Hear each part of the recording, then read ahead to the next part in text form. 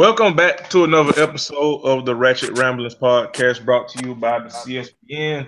I am one half of your host, Jeremy, aka Black Dante on Twitter, aka Confucius, aka it is festus,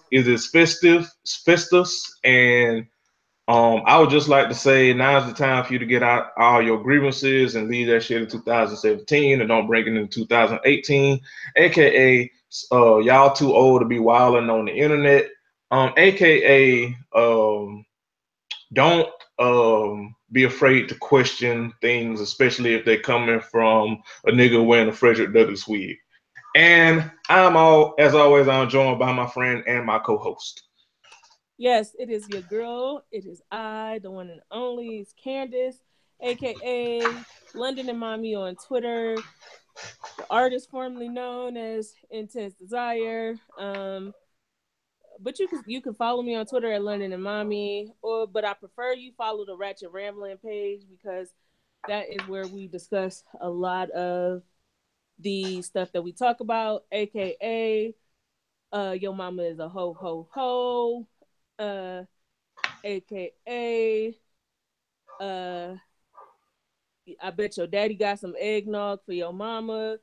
Happy holidays. It Yeah, is Christmas Eve correct. and we here and Correct. Probably we when you about hit to it, probably when yeah. Classic released this episode, it'll be either Christmas Eve or Christmas Day. So in advance, happy holidays, motherfuckers. Happy motherfucking holidays. I wanted to try to get a all-star Christmas episode, but we've been busy. It's been a busy week for everybody. So I'm gonna start today working on getting an all-star cast for the New Year's episode because more than likely the last episode or the first episode is gonna be released either on the 31st or the 1st. So I'm gonna try to get our favorite resident in here, Trilificent. I am going to try to get my baby father, aka the wallet, aka I got papers on the nigga, A- aka AKA London rules him with an iron fist, aka my husband on here, AKA Chilean sea bass. aka Clevelandian sea bass. um, I'm gonna try to see what Lexi is doing. Maybe see what Rod has going on. See what Tay is getting into. Either way, we're gonna try to get a couple guests in, and we are going to give you a spectacular episode going into 2018. And so, Correct. uh, correct. So let's get the church announcements out the way so we can get going. So go Yes. ahead, Jeremy.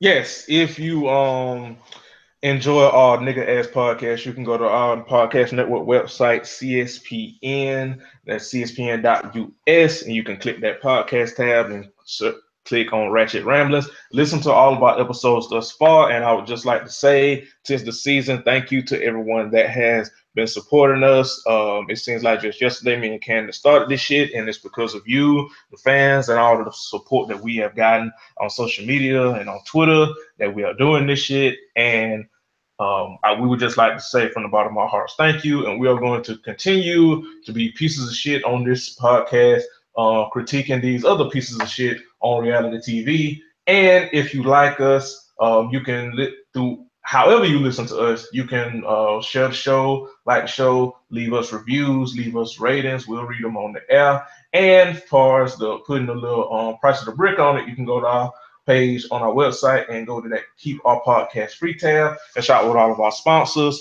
This nigga Classic, I don't know what I don't know how he has gotten us all these goddamn sponsors this year, but I ain't complaining because he the CEO and the boss. So I'm just gonna shut the fuck up and let him cook. And he has a variety of sponsors for us, and every purchase with our sponsors that you make through our website, it will just give him a portion of the brick so he can keep the lights on and keep all of our shows on the CSPN free. So you won't have to pay to listen to me sound like some Clevelandian sea bass and some Atlantean catfish. Yeah, let's go with that. ATLian catfish. Castian catfish. Before we ATLian catfish, me and you, hush puppies are catfish too. What the hell is wrong with you? You wildin'. We ain't even started the damn show yet, and you wildin'.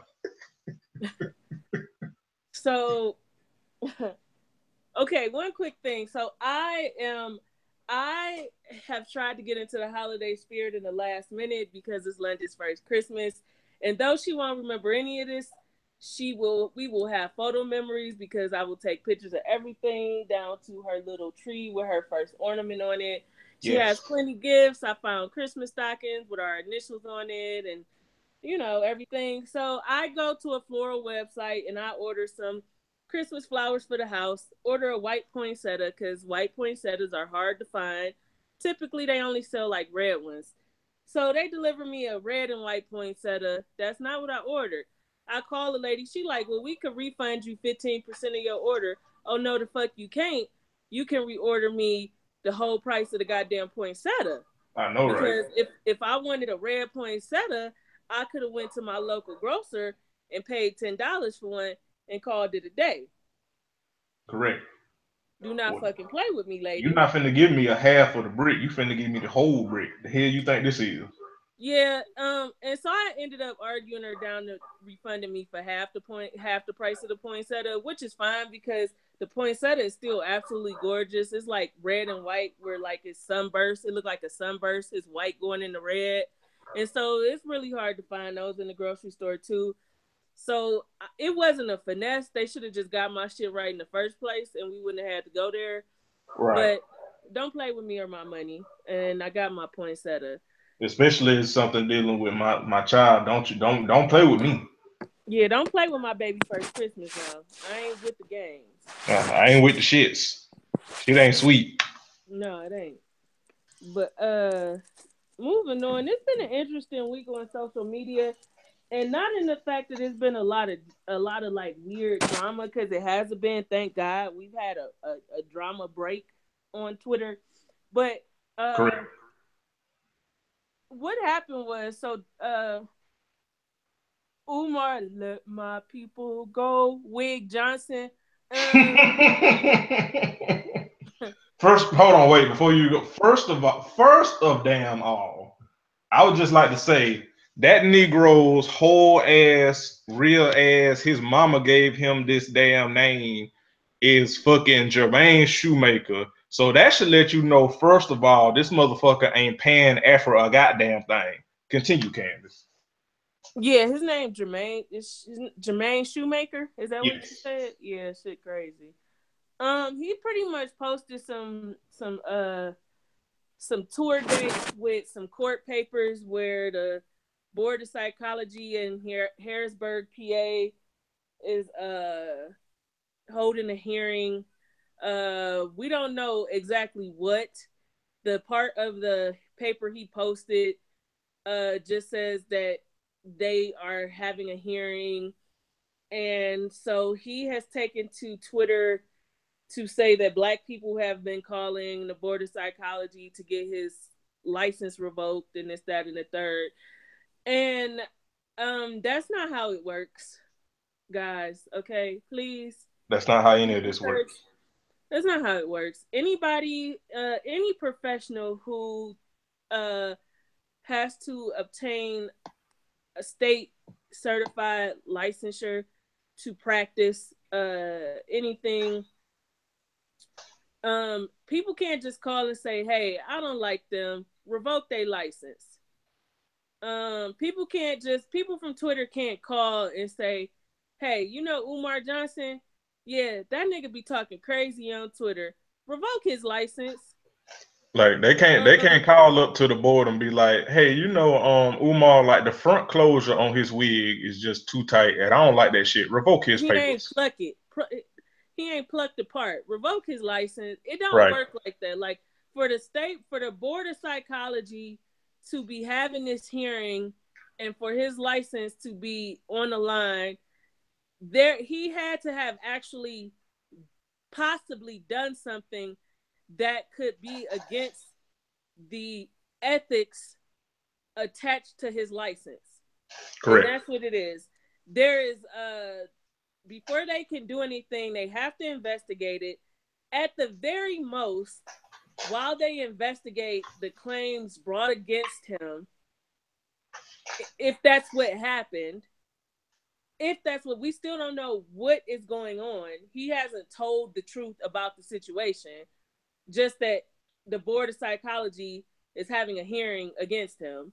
So we don't really know what's happening. But if there was claims against him and the board is investigating him, at the very most, he can't practice psychology in the state of Pennsylvania. Correct. Because as a medical professional, even me as an engineer, if I have a PE in Ohio, I can't go to Pennsylvania and say, okay, I got an Ohio PE, so I can use my PE here. No, I have to get a PE in every state that I want to be considered a licensed and practicing engineer in. So I have to get a PE in Pennsylvania to practice in Pennsylvania. I got to get one in Georgia to practice in Georgia. Got to get one in California to practice in California. That's how it works. Same thing with medical professionals. So right now, he can't, at the most, he can't practice psychology in Pennsylvania. Nothing more, nothing less. That's it. This hearing, they might say, okay, we're going to investigate and you can't practice until we finish this investigation and render our decision. Or they might say, these claims were made against you.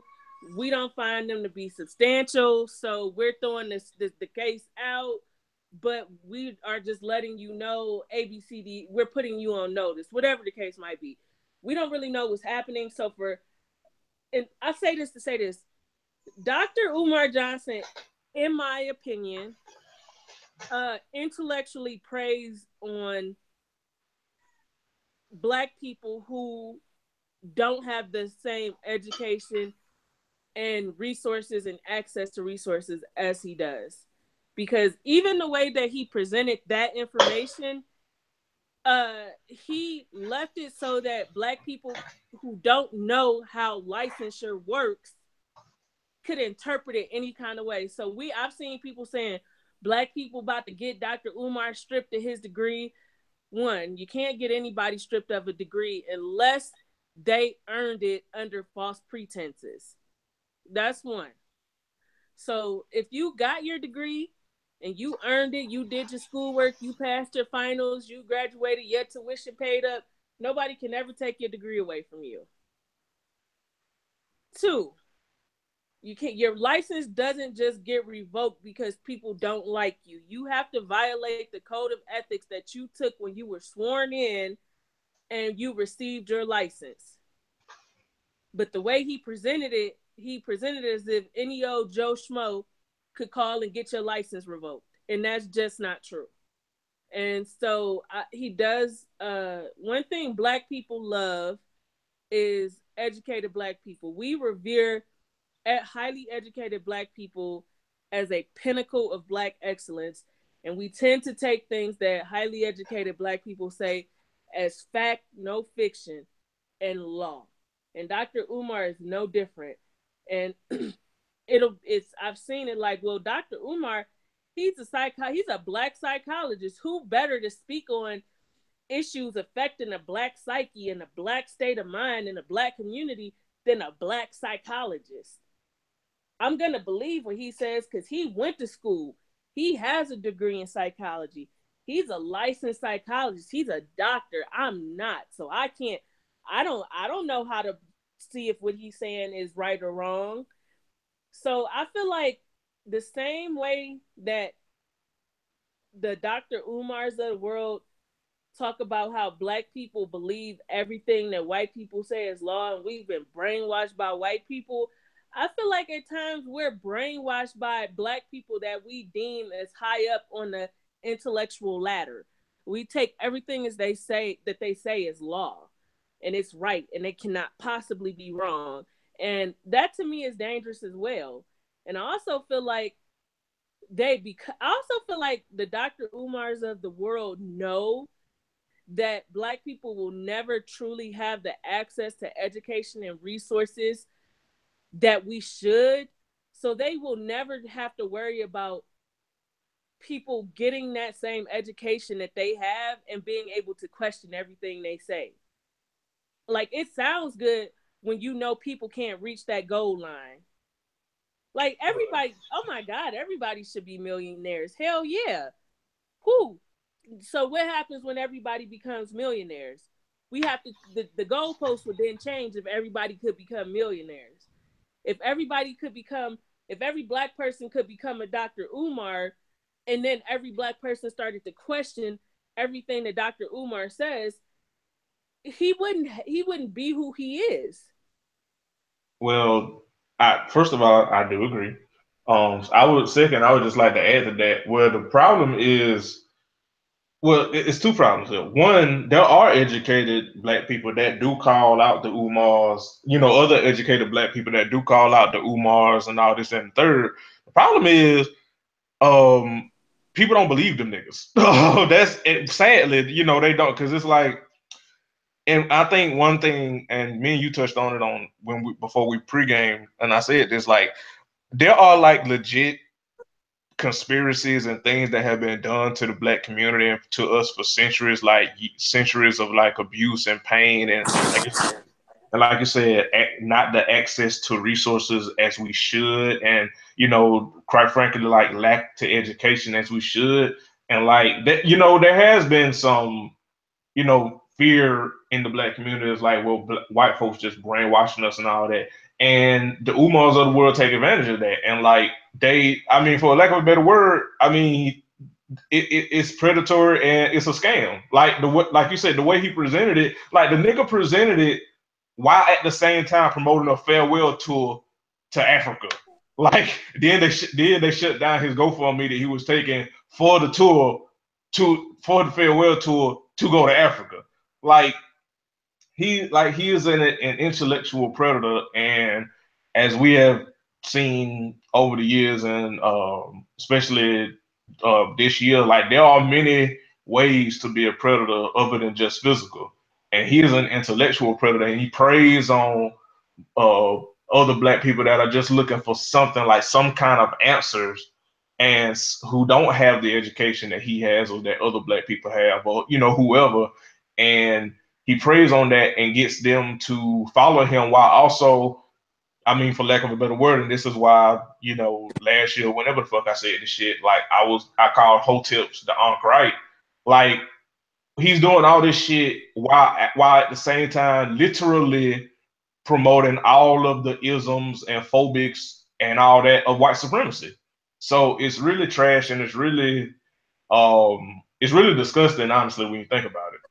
Because it's like you can't be. Because I saw one person defending this nigga talking about, like you said, Candace, like, he a doctor. How can y'all be hating on someone that's so pro-Black? And somebody, I think it was somebody in the LGBTQ community, it was like, hold the fuck up now.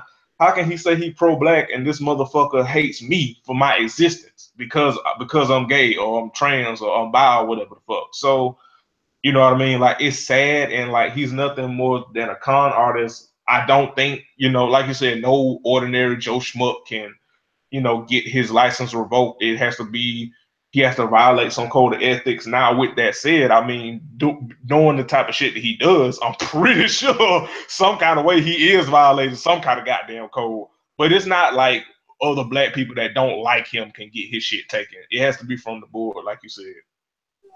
Yeah, it's yeah, yeah. Like I said, like anybody in the professional world understands how licensure works and what it takes to lose a license, and that you actually have to be caught doing something unethical to lose a license. But Hey, London. she just got in trouble with her dad. But oh, she is yeah. upset. But it just, I don't know. I've never really studied the works of him, because I feel like he does a lot. I Yeah. feel like he works on the by way of shock value, and I feel like if you're going to be a shock value type of person, you have to be ready for the pushback that you get, Right. because uh there was a there was something he made a comment about like autism and ADD. ADHD and misdiagnosing, Yeah. and it was like he was so close to having a valid point, and then he blamed it on black women, Yeah. and then he said that it didn't exist at all, and it was like you were right there. You could have stopped right there at a lot of black kids are misdiagnosed with these things, especially ADHD. ADHD is the default for we don't want to figure out why your kid could be having some behavioral issues, so we just gonna say they have ADHD and throw them on meds to make them sit down and be quiet and suck the life out of them. But but to say it does not exist at all, when we know that it exists, we know that autism affects more than just black children. We know that ADHD affects more than just black children when it's properly diagnosed. Why can't you ever just stop where the research exists? Why do you have to go into an area where you've not done the actual research to back up your claims? And I can see that being an issue that causes problems for his license. Yep. So So, yeah. yeah, it's some like I said, like the example that you just gave, like there are legit things that probably his that I said, I'm pretty goddamn sure he has violated some kind of ethics, if not a lot. It's just now that the board is looking into it. But the way he was presenting it, like, oh well, black people just hating on me because they disagree with my. First of all, nigga, first, but when we go into 2018, can we leave uh that listen, there are things and there are opinions that you can definitely disagree with. You don't disagree with someone's humanity. And like I said, his attacks on black women over the years, and particularly the LGBTQ community, like you don't get to disagree with someone's humanity. And so for all the people that were saying like y'all just hate him because he disagreed and blah blah blah, it was somebody in my damn mentions, and you can tell like when I'm really bored, where it's like I know that this person is off their rocker, but I just entertain them until I feel tired or whatever, then I mute them or whatever, like, or block them or whatever the fuck. And it was some nigga, I just made a joke about Umar. And it was some nigga that just came in my mentions just saying all types of shit that I know he wouldn't say to my face, and like homophobic slurs and shit. And I'm like, this is the type of people that Umar gets. Like, this is the type of people that and he knows it. Like you say, I don't think he's dumb in the sense like he know what he's doing. Like he know he can get these people, um, and like I said, sadly, black people that have some kind of, like I said, just don't have the resources to know that what he's saying is bullshit, or either have some type of ism or phobic in their heart, and he plays off that shit for his own monetary gain. So I'm pretty sure he's violated some kind of ethics. It's just that the way he presented it, like, oh, well, these black people just hating on me because they disagree with my opinion. Nah, nigga, nah, no. That's not how this works. That's not how any of this shit works. Yeah, and that's not how you about to act like it works. So Correct. that was my little rant on that for today. Like I feel like he full of shit and he knows what he's doing, and he just likes to teeter the line and put certain information into the hands of the ill informed and let them run off into the moonlight with it. Yeah. So, They had them out here looking stupid. correct.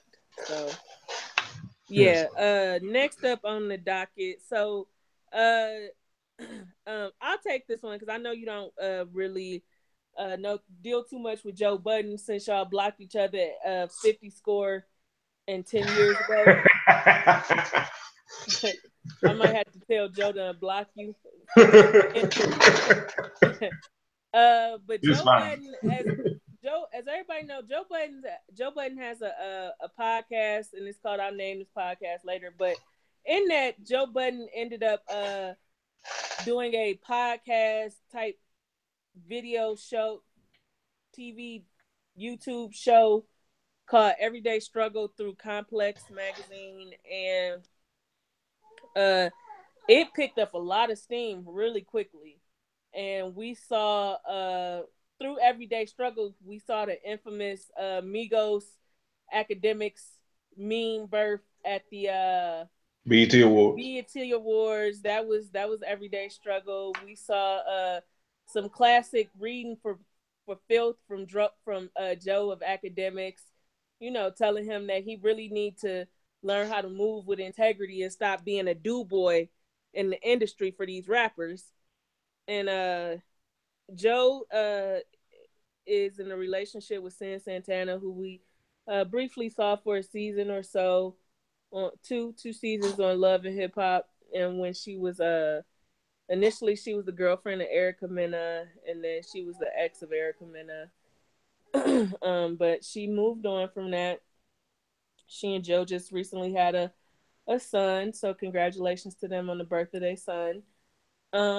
While Sin was giving birth and acclimating to life as a new mom, Complex decided to let Joe go from Everyday Struggle.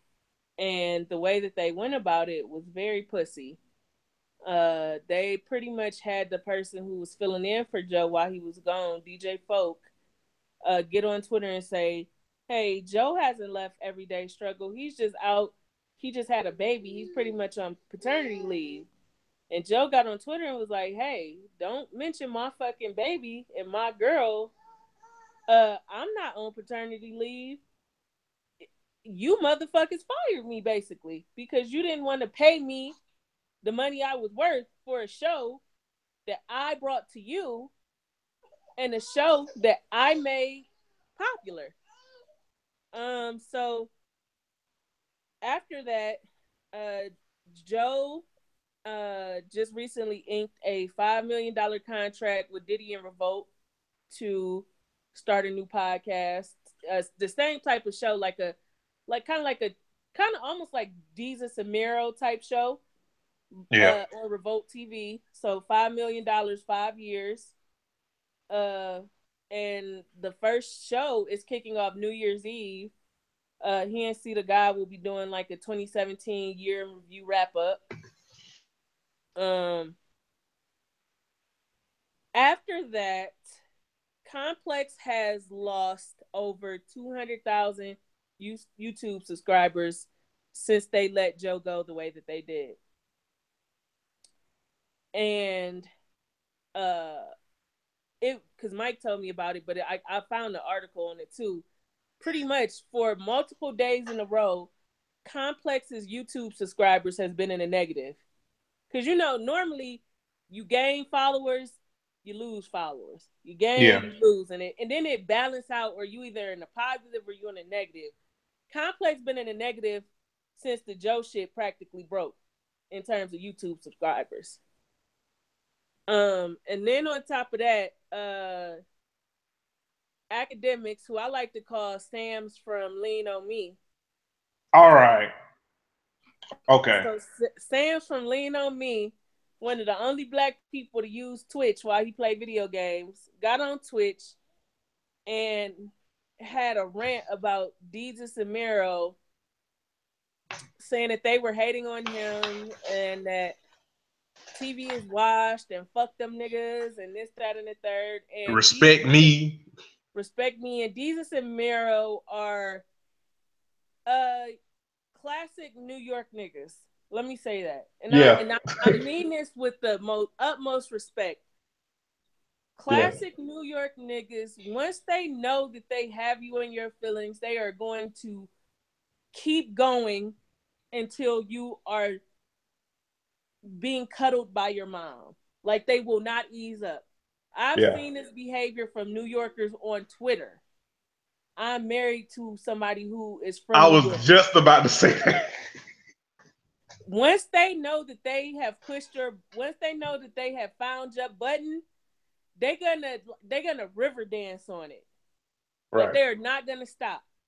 And so he posted another video, and the nigga started crying in falsetto, talking about, yeah, I might be getting emotional. Like, nigga was up there sounding like Dream. And Jesus told him, and I quote, he said, nigga, that complex money you just now getting, we turned that shit down 4 years ago. In other words, you broke. Called that man a whole ass broke boy. And then Miro blew a kiss at him. Listen, first of all, let me tell you something.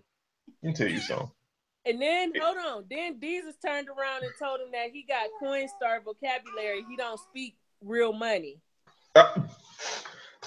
So let me tell you something. When I saw that, I was like, this is how I'm going to end all my insults in 2018. Because that is the ultimate. No motherfucking kiss at me when we beefing. That is the ultimate disrespect. If a motherfucker drag you, clown you till you up here crying like the Dream, and then blow a kiss at you, nigga. And you got to square up at that point. That's how I'm ending all my insults in 2018. Because that shit was, nigga, I felt secondhand embarrassment. That's how bad it was. Next time I argue with somebody on Twitter, I'm just putting mad kiss emojis in their mentions. Yeah. Fuck with me. Like. No, you gotta do. You can't even do like the emoji where it's like the face kissing. No, you have to literally put the kissing emojis in their mentions with the lips and shit. Exactly. So like, yeah. So I know like Joe has caught a lot of flack for his past behavior. Definitely has had some shit going on with him, his personal life, and how he moved and how he treats women. But on the professional side, one thing that Joe Budden has always done has created a lane for himself. Yes. And he had a very valid message, and it was that as long as you're always creating, nobody can ever close a door in your face. Nobody can take anything from you as long as you're a creative. As long as you're always creating something for yourself, doing for yourself, making new lanes, new avenues for yourself. Nobody can take anything from you. You can't take something from me. You can have that shit back. I can create something else for myself. And he got $5 million to prove that's true. Yeah. That nigga tweeted good morning in all caps. That nigga started tweeting like a millionaire now. Right. Nigga got $5 million from Diddy. He tweeting like Diddy now. Nigga tweeting like he inspirational. All right. Nigga said good morning with a bunch of exclamation points in all caps. Nigga, I replied to the shit millionaire tweet. Nigga gonna start posting Facebook quotes and shit. Yeah, niggas about to get mad inspirational. $5 million to do that to you. $750,000 to do. $25,000 will make me tweet mad inspirational right now. Right, nigga. Listen, 5,000. I'll be up here quoting shit from the Bible. I'll be up here quoting fucking Leviticus. Don't play with me. $50 will make me post some inspirational shit. I could find $50 on the ground right now, and I'm gonna be like, you know what? Every day is a good day with God in your life.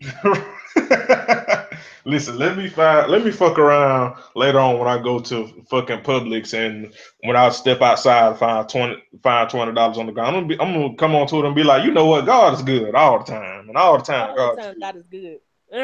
With the Rick Ross grunt. Right. But yeah, so congratulations to Joe. That's big news. Yeah. I was just people who are not making hip hop albums are not inking $5 million deals every day. Like, let's put some real emphasis on what it means to secure a $5 million contract, and you're not an athlete. You are not signed to a major record label or any of that. That's a lot of money for a podcast. It is. Hey, that's what we gonna try to do. That we gonna try to get this white folks money. Yeah. That's why Classic got us all these What's goddamn crazy sponsors. is he just went and got white folks money from a black man. That's levels. Right. That's levels. You know, that's how we gotta balance it out. That's how we gotta take back the power. We gotta get white folks money from given by a black man. That's how we gotta do it. Yep. That's how we gotta even the playing field. Yeah, so big congrats to Joe. So let's finally get into the meat and potatoes of it. Oh, hold on, wait, before we do, I would just like to say, I the other day on social media, I because the jokes were flying about DJ Academics, and rightfully so. I would just like to say that I on social media I said that DJ Academics looks like a startled honey bun, and I would just like to say that I stand by that. I will vote on that. I will take a ballot on that. I regret nothing. The only thing I regret is that you love when a tweet go viral, but then at the same time you hate when a tweet go viral because my phone, this shit notifications been coming in. And I would just like to say, in fairness to everybody that's followed me on social media, in fairness, it's not the worst thing I've said. In fairness, no, you're a terrible person. Wow. You was standing in your truth, and I couldn't add my little bits and pieces. Wow. It be your own niggas. But yes, with that, let's get into this fuckery. So I'm very disappointed in our winter version of reality TV. The theater, it's been theater. It's not been theater. It's Correct. been theater. We've been getting some theater. Yeah. Here, little dibble dabble here and there. Yeah. It ain't nothing to really write home about. I feel like the juice left with Black Ink Chicago. It definitely did. Yeah. Everything's so tired right now. It really is. So you wanna?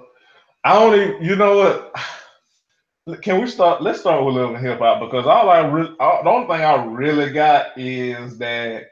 I got two things. One that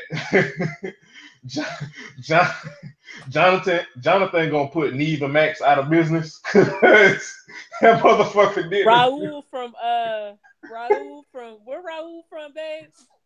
Raul from where? Oh, Grand Concourse. Raul from Grand Concourse. Hey, I ain't never met a nigga named Raul from Grand Concourse. Nigga named Raul. Grand Concourse. He should have knew that was a fake. He should have seen the signs. First of all, you should never. I don't give a damn where he from. You should never trust no nigga named Raul. That's number one.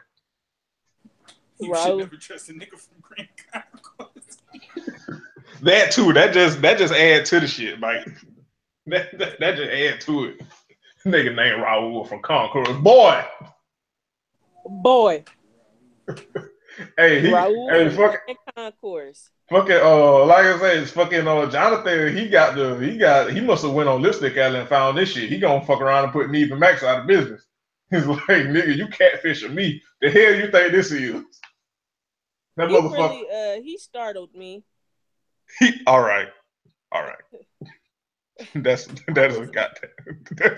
I was rather startled with his carrying on. It was really weird. You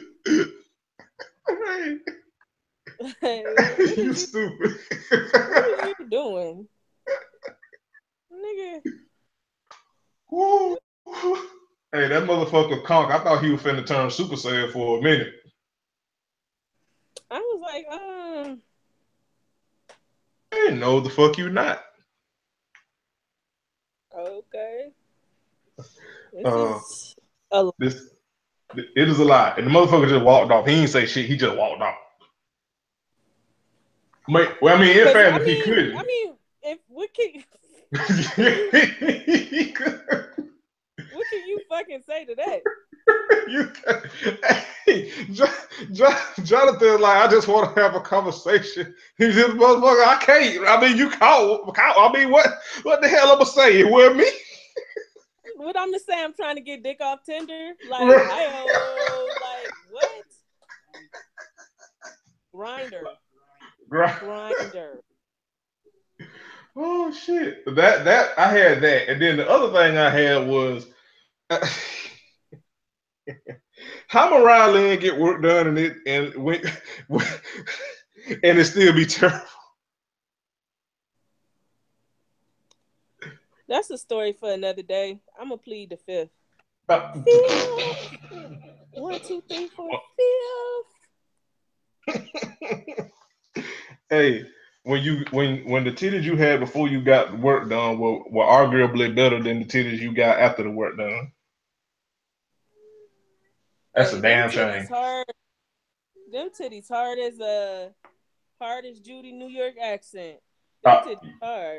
All right. I mean they don't beat Mimi's, but it's competition. They close. They close. They close. You look like you could bounce a nickel off of them. So Mariah Lynn titties, we got to start hashtag Mariah Lynn titties harder than, just like we did for Mimi's, because they ain't Mimi level, but they up there. They up there. You definitely can snort some cocaine off them things. Yeah, you could. You definitely could fuck around and get some angel dust off her titties. Yep. I think that's about it I have for Love Hip. Also, fucking. I love Snoop. Yeah. Snoop, the realest nigga on that show, and I fight anybody who disagree. Yeah, on the highest of keys, yes. Yeah, I agree. I can't disagree. Mike had this joke that he would not let me steal, and I'm still upset about it. But he said that if a stud beats you up, that you got to give her your dick. It's her dick now. Mike, you definitely married a New York nigga. Yeah. Definitely married a terrible individual. Definitely, ain't no hope for London. She is gonna be a terrorist. She is one now. But it's that's why we call her Big Mama Toogies, because she a crime boss. With that adorable face, and she a terrorist already with such an adorable face. Big Mama Toogies. That's her current nickname. She ruled this, but when it's gonna be a rap when she start talking. It's gonna be a rap.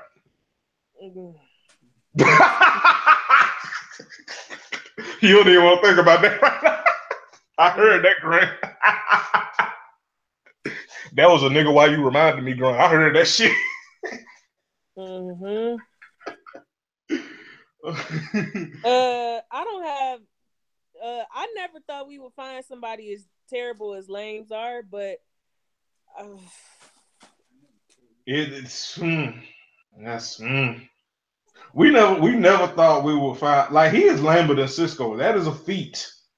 I don't think people understand just how much of a feat it is for someone to be as lamer than motherfucking Cisco has been consistently on Love and Hip Hop for years, and James all just show up like, hey, it me. Yeah.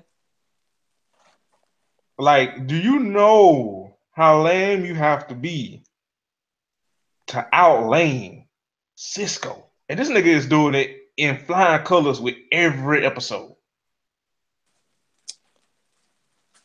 It is a feat that I didn't think anybody could really get into. And you know what? Also, Sophie the Body is a professional homosexual. Correct. Which hurts my heart because I don't like seeing broke bitches on TV because it gives men leverage. You bitches be broke too. Shut the fuck up. Talk Correct. about broke bitches. She broke, but still, you ugly. It balance out. You know, But take the yeah, good with the that's bad. But she is a professional homosexual. It is rather offensive, honestly. Like getting in relationships to have shelter, that just seems so very Twitter. Very Twitter. perfect description. Very Yep. Twitterish. Yeah. Very aggressive eyebrow-ish. Yeah. That's about it for love and hip hop that I got. Yep. So what to next? You want because I'm gonna assume that we're gonna save marriage boot camp for last. I'm gonna assume. Yeah. So marriage to medicine or Real Housewives? We could go Real Housewives. Okay. Married to Medicine was yeah, we could cover them two really quickly, so it don't matter which goes first. Let's go Real Housewives. Okay. I think the only thing I had well, first of all, let's get this out of the way. I have been consistent on this. Um, Curtis has been consistent on this. Um, we really need to start a petition for them to change that goddamn wig that Sheree got in her confessionals. It don't make no damn sense. In our chat earlier, I said this, and I'm saying it here on the show. Sheree is too damn fine for them to have this terrible ass blonde wig in her confessionals, looking like a rejected '60s jazz band singer. Like enough is enough. Okay, I'm tired. Everybody's tired. That wig is trash. Stop it. Please get Sheree a new wig in her confessional, please. Because this blonde wig ain't Anybody, cutting. anybody, please, somebody From help the her. bottom from the bottom of a thug's heart, please. Please. Save the wig. Save the wig. We're gonna start a GoFundMe. Save Sheree's wig. But Save Sheree that fella. yeah. I was gonna get to that, but I was finna say I'm glad that Sheree finally had a damn talk with her children. First of all, her damn son looked just like her. Yeah. Like, well, I mean, all of them do really, but especially her son. Like, her son looked just like her. That nigga tall as shit too. You can tell he gonna fuck around and be playing the point guard for the Hawks. For the Big Baller League. Never lost, but I'm glad Sheree finally had that talk. What might say? Nah, you say nah. I'm just laughing at that league. Talking about big ball, never lost. Fuck the NCAA. Nigga said he gonna start a whole. Who Lamar gonna start that shit with? Did he? This said did. I don't know. I kind of like the idea of it. He paying good money too. I might have to get it gastric so I could get in the league. I could be borrowing some of Mike urine. Pass the physical. Ma'am, is these titties? No. Fuck out of here. That's enough. I'm PMSing though. Get out my face. No, it won't be PMS. Look, you just like Tom Brady. You have a competitive spirit. Too far? Okay, cool. But yeah, Sheree had finally had that talk with her children, which was good. But since we're here, I mean, since we're behind bars, we might as well get to it. I had everybody on the cast is like Sheree, girl. What What? What? No, seriously, girl, what? He behind bars? Like you? What? Huh? And the thing that killed me was Sheree was like, if he says who he say he is when he get out, girl, what? What? Huh? If he say he is who he say he is when he get out, shouldn't you have known that he is who he said he was before he went in? Like what? Huh? Sheree, what? Many things with many things. Many beautiful gowns, beautiful gowns. No common sense though. Nothing. She is a lot of things, but no common sense. She whole ass, and then like when they show her at the damn prison visiting him, and she had on the damn wifey shirt. Hey, I read the article. Listen, the article came out that he'd been sent to a prison in Mississippi because he was part of a scandal where prisoners was escaping the prison through holes in the fence and going to see their loved ones. And they were saying that he may have been going to see Sheree during some of those escapes. Like they would leave, like during yard time, they would escape through like slits cut in the fences, go see their loved ones and shit, have like their loved ones waiting, pick them up, go get something to eat at their favorite restaurants, go get some drugs to bring back in the jail, some cell phones, some snacks, some goodies, go get some pussy, and make it back before head count. Wow.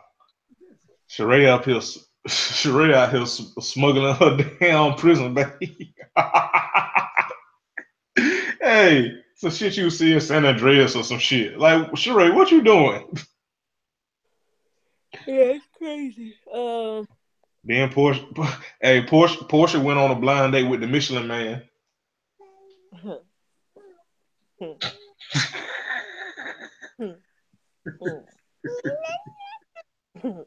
Yes, yeah. Mm-hmm. You tell him, London.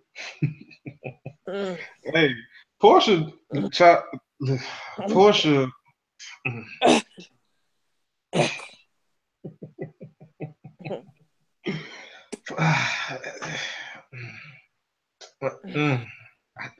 Yeah, yeah.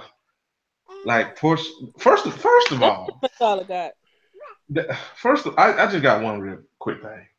First of all, Portia is dumb as a box of motherfucking rocks. she really is. First of all, like even like when the people came to her house, like the two women for the matchmaker thing, they was like, yeah, so you do a lot. And I can tell that we can tell that just by the rooms that you have in your house, and that's probably why you can't get nobody because you do a lot. Hey, how two random white women come to your house and just by the rooms in your house can tell And that read you for filth? nigga, yes.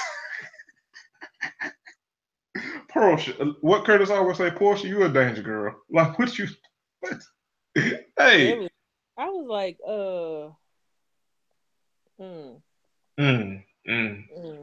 Right. So speaking of bad decisions, so so Kenya came back from the funeral and Portia, I mean not Portia, Cynthia finally confronted her like, yeah, I don't like when people talk about you, but also I do feel the way that I still ain't met your man yet.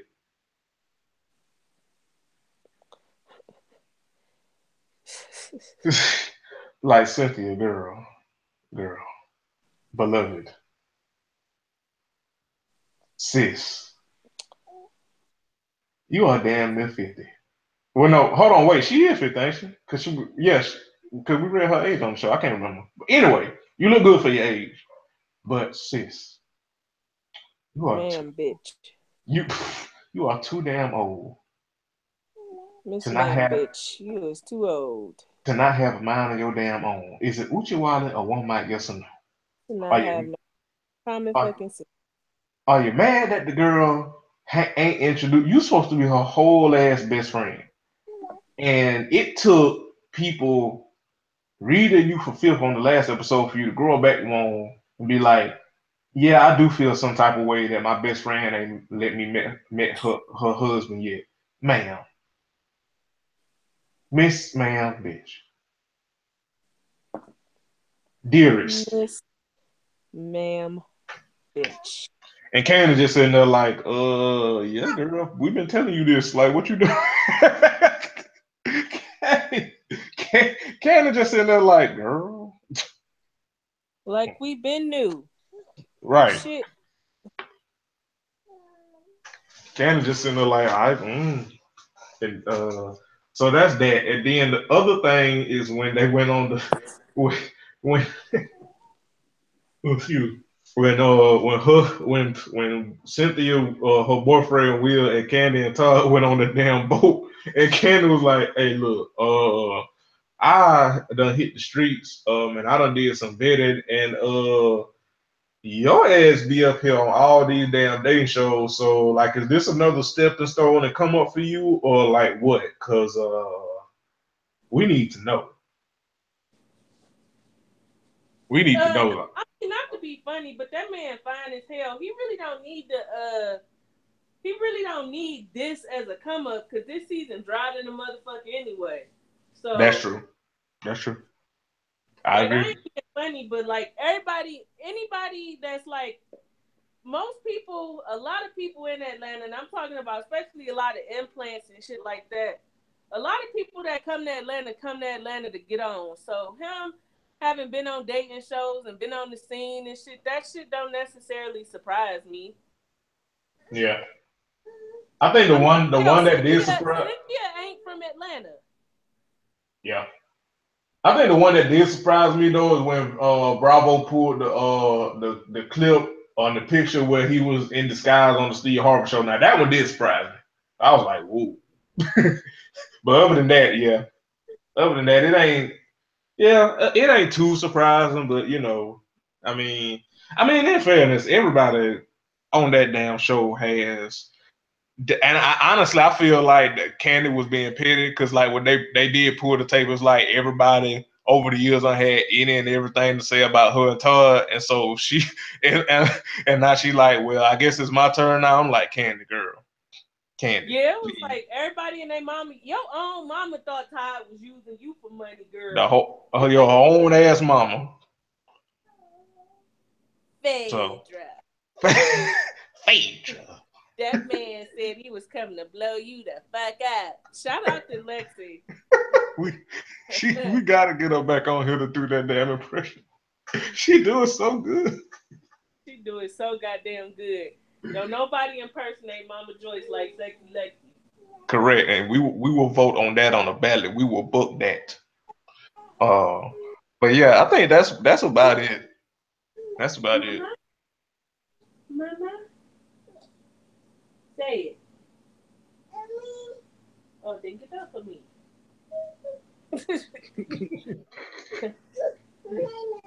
Okay, there we go. Yeah. Mama, mama, mama, mama. Yeah. Expert parenting here, ladies and gentlemen. Yeah. Yeah. There you go. That big girl. Say mommy. Say mama. Say mama, mama, mama, mama. So about Married to Medicine. I need Mariah to get a grip. Okay. Just, I think the whole episode, well, most of the episode was just like Mariah, girl, what? Acting, she gonna this the part that killed me because the whole episode was really about. It was primarily, okay. Before we get to Mariah, Dr. Simone, you trying to force somebody to go into a voodoo shop who is clearly and staunchly against it is rude than a motherfucker, and you had no right to do that to Dr. Heavenly, and I think Dr. Heavenly is a whole asshole. But trying Right, to force her to go into a voodoo shop to get a voodoo priestess to do voodoo on the group of friends to bring them closer together is both weird, creepy, invasive, and just complete line stepping. You don't have no right to do that. Like, correct. if you wanted to do that, ask the whole group of girls, like, I think we should go to a voodoo shop and see if we could get a voodoo priestess to, pray over us and ask the spirits to bring us closer together and see if everybody agree on it.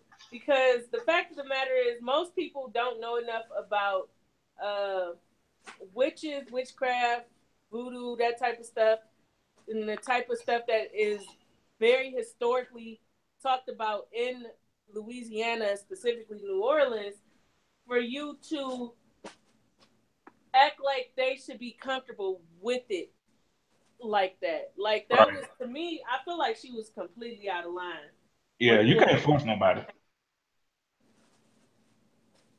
You can't force nobody. So that is that. And then goddamn Quad and fucking, I'm so damn tired of Dr. Greg.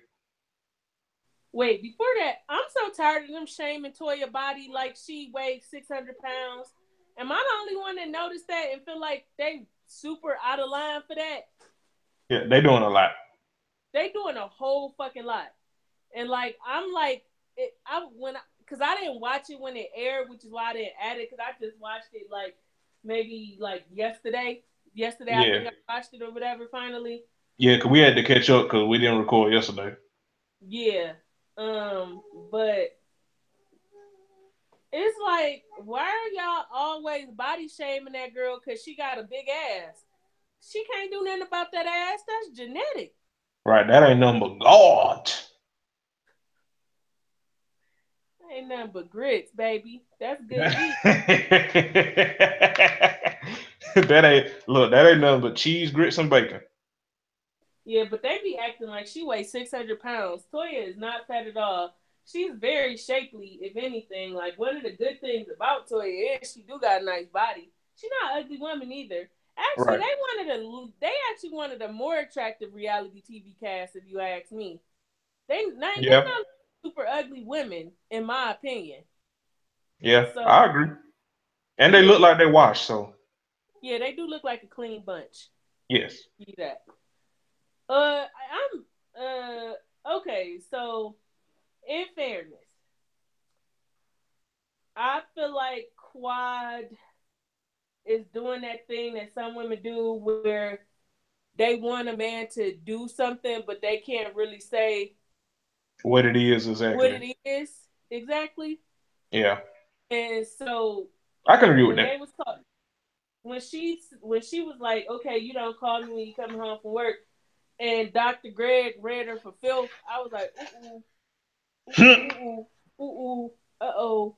That nigga said, I call, you don't pick up the goddamn phone. I call all the time. I call on my lunch break. I call on my way home.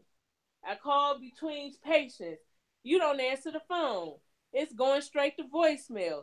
You cut your phone off. When you mad at me, you block my number. Who don't call? And she couldn't say nothing because she knew she was wrong. Yeah. Ladies, please. That is not okay. Even when I'm mad at Mike, I don't block his number. Number has never been blocked in my phone. One, emergencies happen at the drop of a dime. So you can't, something happen to your spouse, something happen to your kids, something happen to your dog, your mama-in-law. You got the person blocked because you're in a petty mood. Then what? Right. Quad do look like a person who don't return phone calls as well. It goes straight to voicemail and call. Once she see that call ID, she like, nope. Yeah, so I felt like we finally got a side. We finally got Dr. Greg's side, and it's that Quad do get some of what she want, and she don't she don't want it for real. Well, you don't call when you coming home. You don't answer the fucking phone. If I call you every day, and if I call you 7 days a week, and only 2 days out the week you answer, guess who finna stop calling your monkey ass? This nigga. Correct. So I kind of feel that. I do feel like it's kind of like with Dr. Simone. Ain't it Dr. Simone and her husband the one that's the cat daddy? Ain't that? Yeah. Yeah, I feel like finally it's kind of like with them. It's like He got some points. She got some points. I kind of feel like with Quad and Dr. G, I still think he like really trash for how he talked to her. But at the same time, like she do some things too, where it's like both of y'all need to work on this shit together. Yeah, I definitely agree. It's not no one-sided thing in their marriages like they was painted to be initially. And I also think that with the previews next week with Dr. Simone and her husband, she called him mean, and I feel like how nice do you expect a person to be to you when you are not showing up in your marriage? Like she came back from New Orleans. And went straight to her other house, and he was like, "Okay, you gonna come by and see the kids?" And she was like, "No, I'm not. I need to do some work stuff and get ready for work." Ma'am, bitch, Beloved, Miss Ma'am, bitch, honey, child, sugar. You have been out of town for a week and have not seen your goddamn kids and did not stop by to see your goddamn kids. That's not weird. are you okay? No, the fuck you not. Like, is that, like, honestly, I'm asking, is that okay?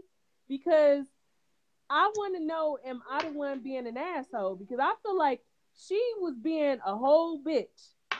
How do you not? And he was like, the kids haven't seen you. They want to see you.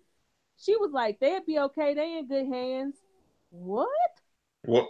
Are you okay? No, the fuck you not. No, you are not being an asshole, Candace. That is weird as shit, and she's wrong for that. Like, how you tell your whole ass children like, oh, y'all niggas be alright? What? And you was just crying talking about your son finna go off to college, and you gonna miss him. What? Are you okay? No, you not. Yes, I do understand why her husband may have the attitude that he currently has with her, because this woman does put everything before her family. And her life is different than Dr. Jackie, seeing as how Dr. Jackie does not have any children. So she has a little more flexibility to not be home as much as Dr. Simone should be. Like this man, so Cecil is cooking, cleaning, doing homework, and he's still working his own full-time job because he ain't no stay-at-home dad or husband. He works as well. And he asked you to come by and see the kids because they want to see you, and you like, oh, they'll be all right. Them little motherfuckers will be straight. I'm about to go to bed. I got to get ready for work in the morning. What? Right. Are you okay? That's No, the Stewie from Family Guy. What? What? Yeah. Right. First of all, this man's name is Cecil. He gonna have some kind of meanness in him just by the virtue of having that old ass black ass name of Cecil. That's number one. If you ever listen to this Dr. Simone husband Cecil, you find in a motherfucker with your old ass. He is a cat daddy. Yes, he is. You was living the life. I agree. Very well, black man. Yes, his black did not crack at all. No, it did not. I think that's his wife don't never be home to nag him. That's a move. That's what it is.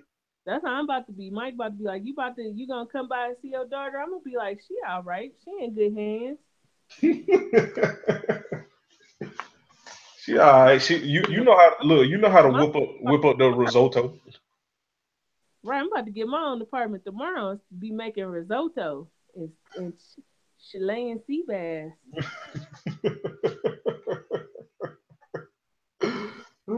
I think that's pretty much it. What I got for yeah. Oh, Mariah, constant victim. Girl, bye. You didn't say so much mean shit about Quiet, bitch. I wouldn't be your friend either. Was around there telling people she was homeless and using her license plate number as her address and PO box and this, that, and the third.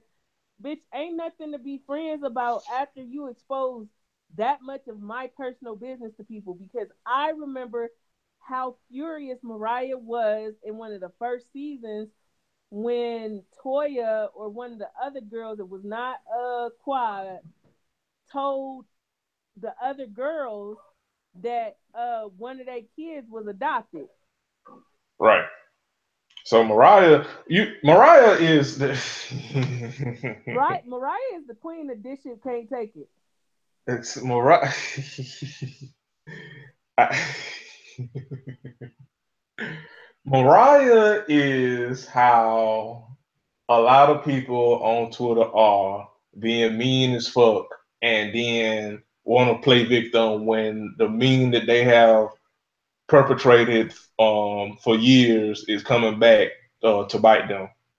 That's Mariah. Yeah. Yeah. When you do clownery, that's what you get. So yeah, Mariah's a whole ass weirdo. Like I think was it you or Curtis, one of y'all who said last week, like she just there for a chick. Yeah, it was me and Curtis. She just there for the check. Yeah, she just there for the chick because it's like, girl, you know damn well why most of these women do not fuck with you. You know damn well why. You talking about you up here talking about let's just move forward. No, bitch, some things we just can't move forward from. Correct. But I think that's it. That's all I had for Yeah. Marriage to Medicine. Let's go on to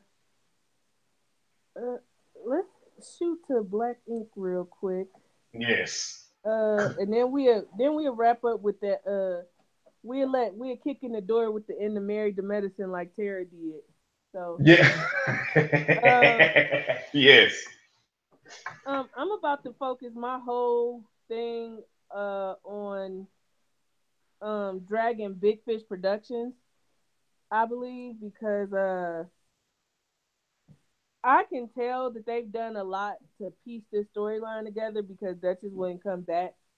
Like you could tell they were scrambling for storylines because now all of a sudden we got an emotional storyline from people we never got emotional storylines from before.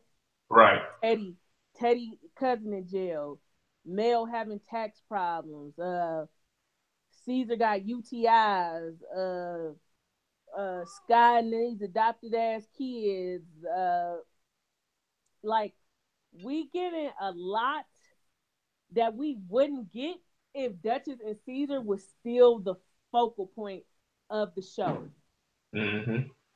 And with that said, I wish they would bring back Puma and Sassy and reignite that beef versus giving us a bunch of half-cocked stories that have holes in them. One, like we said last week, this shit with Teddy Cousin, it sucks that his cousin has been in jail all this time to get a bond hearing, but you're not going to tell us that your cousin was outside with two other people doing absolutely nothing and got arrested for a murder connected to gang violence. No, you're not. You're not going to do that. Right. I'm not going to play the game with you. You're not finna sell us that, Umar Johnson. You're not gonna sell us that one. And yes, we know the justice system corrupt. This we know. But we also know how bad gang violence is in New York, in Chicago, in Cleveland, in California, in parts of Miami, in parts of even parts of Atlanta, parts of Texas, New Orleans. This shit is happening. So you're not gonna tell us that y'all was just chilling on the stoop doing absolutely nothing and they pinned a murder on y'all and then tied it to gang violence. Right. So that's a lot for me. And then real quick, don't lose that train of thought. I would just like to say, nigga, fucking Caesar acting like it's the end of the goddamn world because he got a UTI, nigga. Really? Nigga, do what every hood nigga do when he get a UTI. Drink some Ocean Spray cranberry juice.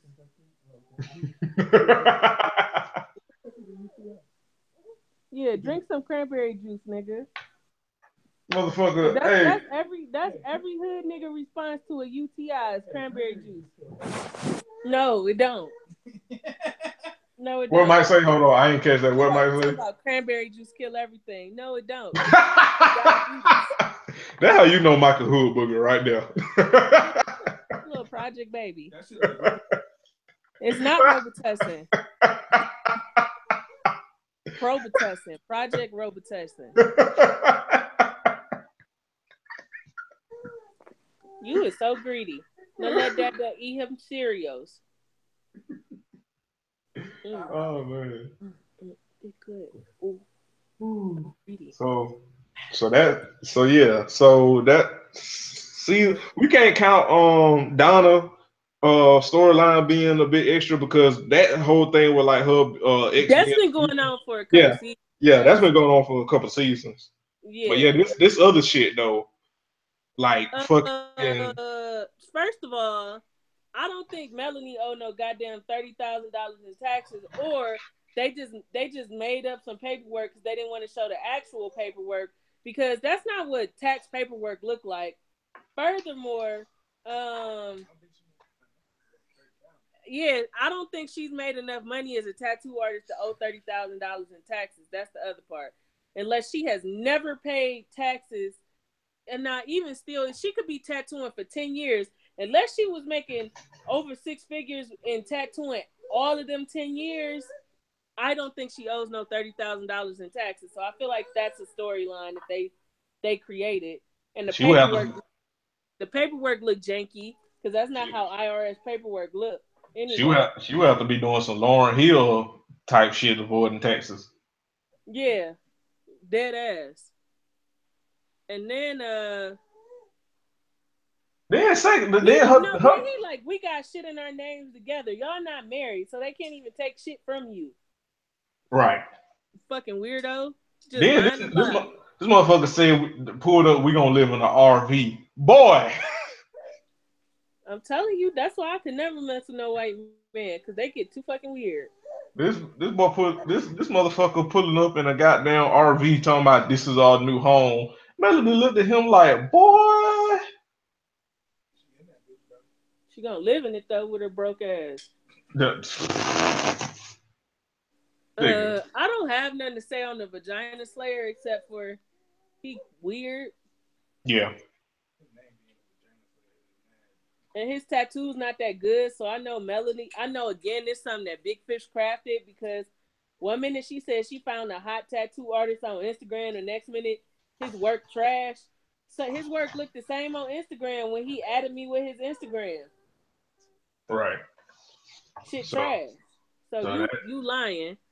But right. let's Sky. The theater. Yeah. The Shakespearean theater. Shakespearean. Like amazing. You gotta hold the skull in your hand. Like the Raven.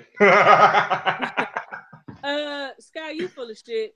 Let me tell you how I don't think this is the real adopted mom. And if it is, something is not sitting right with me because, first of all, most legal adoptions have a clause or something in the paperwork about reaching out to the kids later on down the line. Like some adopted parents do not allow it whatsoever. And so the adoption agency can't give you any information on the kids to be able to reach out to them. Sky called this woman. Sky magically had this woman's number. Magically called this woman. Just out the blue. Out the blue. And this woman magically said, come on down, like it was a trip to Disney World. Right. Like she cooking things, like she cooking Sunday dinner and just like, come on down, girl. Come on. I'm having a fish fry. Y'all come on over here. Right. Bring the production crew and the camera. Come on down. Let's fish fry for everybody. Then bring seed shit. Come on down. Yeah, so then when she get down there, they living in this big house outside of Dallas with a pool in the backyard, pictures everywhere, blah, blah, blah. One son, sweet as pie, blah, blah, blah.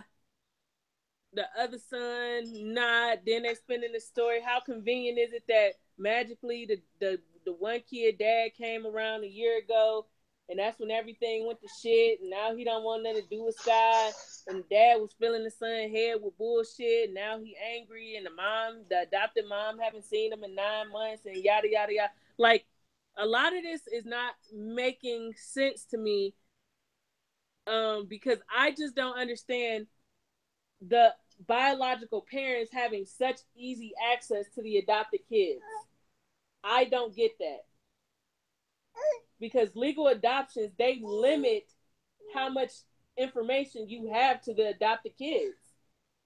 Typically, it's the adopted kids who have to make the first point of contact to get the information about their biological parents and not the other way around. Like, that decision is typically left in their hands if they want to figure out who their biological parents are. Right. So I'm just kind of like, okay.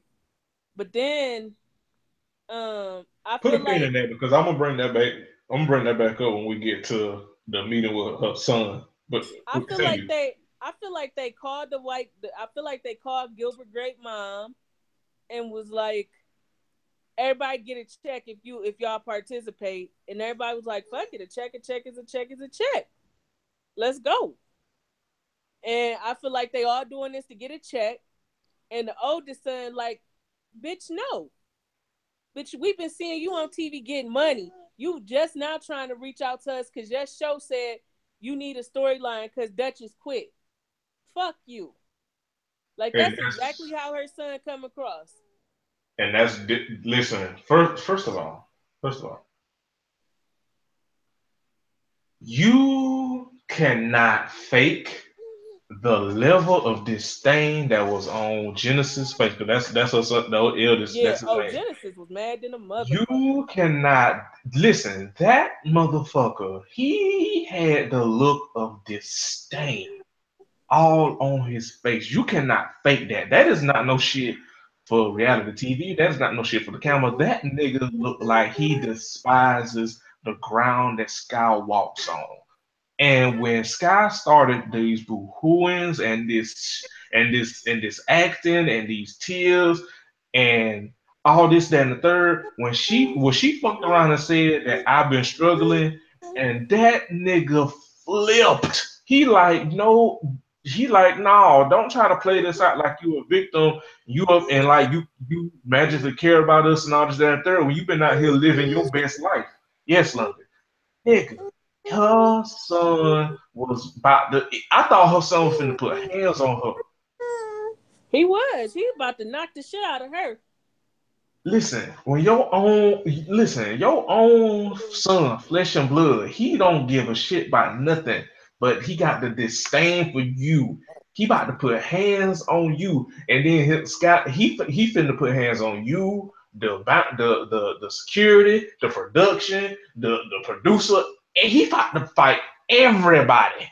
That nigga was about to go balls to the wall.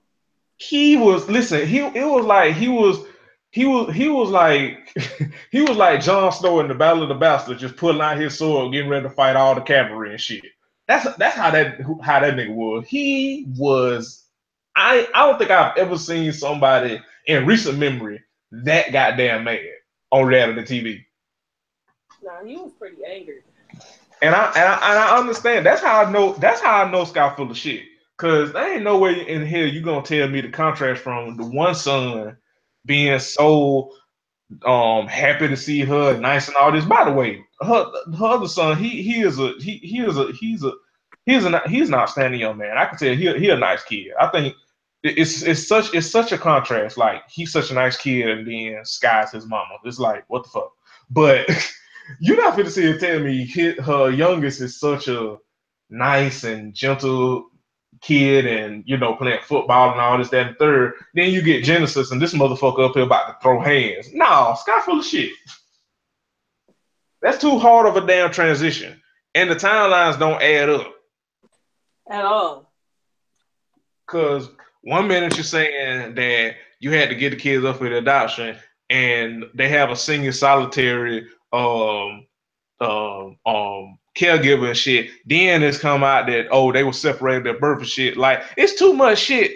Where there's smoke, there's fire. Not all this shit add up. And Genesis' reaction to her tears and her boohoo and all this shit lets me further know, in the words of Steve Harvey, lets me further know that Sky really just doing this shit for a storyline, and her son and Genesis don't appreciate this shit because it's like this is some real life beef that I got with you, and you playing this shit out on TV for a fucking storyline and a chick. Yeah, he don't fuck with Sky. At all. At all. Nigga, you saw the face he was making, nigga. He really had the, when somebody lying to you and you sitting there like, Yes. Yes. He was looking at her like, is you done? Is you finished? Yeah. Oh, you done? Okay. Cool. Bet. Yo, that nigga was looking at her, and I'm talking about didn't blink, didn't change his facial expression, nothing. He was just, you could tell the hate on his face. So yeah, that's how I know Sky really trash and just playing this shit out for a storyline. Yeah, she definitely was. Exactly. That her son don't fuck with her at all. At all. I think that's about it because I think Sky was the juiciest part of this episode. Yeah, that's all I got. Finally. Yes.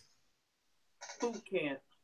The Yes. season finale aired yesterday, and at the end of every episode, they make the participants say, okay, we gonna stay together or this the end of the road, yada yada yada. And so, finally, as the other couples are choosing, you hear car pull up, skirt, skirt, skirt. Tara hop out. Hello. Where's Peter? They go get Peter. She blast off on a nigga. Why aren't you still discussing me? He like, I'm torn. She like, how you torn? I don't want you, Peter. How you torn between Amina and somebody that don't want you? So then Amina come, and he like, and so then Tara like, as a matter of fact, all this time you keep trying to get me back, and I keep telling you to leave me alone. And Amina like, is that true? That's true, Peter? You keep trying to get back with her? This impersonation. Hey. Y'all know Amina got that thumb sucker list. So yeah. So yeah, Tara bust up in there like playing no goddamn games. She came in balls to the wall. Yeah, she's sick of Peter shit. She want to be left the fuck alone. She is tired. She was reading that nigga for fucking filth. She called him a coward. Told that nigga, I don't want to be with no man who can't make a decision.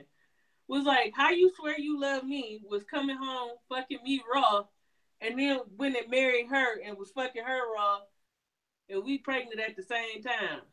Like, whoa. Right. I think it was the other day it said it was the 12-year anniversary of Mary J. Blige's the Breakthrough album. Listen, Tara had a goddamn breakthrough. She was fed the fuck up. I don't blame her. Like, it's literally like what more do we need to discuss? Because right. What more do you want from me? She asked them that. She and then the doctor asked him like, "What do you want from these two women?" And this nigga didn't have a damn ounce. I'm like, Peter, you motherfucker. He is every bit of the coward that they said he was. Correct. He is every bit of the coward. Like, they did not tell one lie about him, and he couldn't do nothing but just sit up there with the eyed ass face. Cause he couldn't say shit. Nah, he ain't say shit. And then couldn't say shit. And then he all but I don't know if I said, but like I said, he all but told Amina that if Tara would have took him back, they would have never needed to be a marriage boot camp. Cause he probably would have divorced Amina. Mm-hmm. Yeah, you ain't tripping. He said that. You ain't tripping. Yeah. He pretty much all but said if Tara would take him back, he'd divorce Amina. Mm-hmm. Because the doctor said that he was like, Tara, not Tara, but Amina, did you hear what he just said? She like, I heard him. and Tara just looking like I just want both of these motherfuckers to leave me alone. Stop speaking on me like I'm doing you so wrong and shit. Right. When the problem is you, not me. That's what Tara said. That like the problem isn't me. And honestly, it isn't even Amina. It's you. Yep. Like you like when Tara ain't blaming Amina and is focusing on Peter, like that's when she fed up. Yeah, she ain't had no smoke for Amina because she don't care. She Right. just want to be left alone. Correct. And that's why she was like, y'all on this show, ain't nobody told y'all bringing my name up, but ain't told me shit. Like, what the fuck? Yeah, she meant that from a deep spiritual place. Yes, you could tell. Like they heard her all the way from outside and then downstairs, and the other cast member was just like, what? The other cast member was like that blinking white man, Jill. They just like, what? They ain't know what the hell's going on. You could tell they ain't never been around no black people and heard a black woman yell like that when she fed up. No, they ain't never seen true black anger. Right. Hell hath no fury. Like a woman that want to be left the fuck alone. Correct. Yeah. So that's it. That's it. That's it. That's all we got. Yep. So like Candace say, next week we trying to put together a New Year's holiday special. Hopefully we have our willing participants. And we'll see what folks' schedules is looking like. So yeah, I think that's it. Candace. Yeah, that's it. We love y'all. We appreciate y'all for tuning in, for riding this out with us. We wish you guys a Merry Christmas and Happy Kwanzaa if you don't celebrate Christmas. Happy Hanukkah if you're Jewish and you listening. Happy Festivus. Just happy holidays. Be safe. Enjoy your loved ones. Yeah, that's all I got for now. We'll see you back next week. Yep, and I second everything Candace said. Stop being weirdos on the internet. Get you some people that'll love you and also love you enough to tell you when you're wrong. Because that's what loved ones are supposed to do. And yeah, be a greater hoe and not a hater hoe. And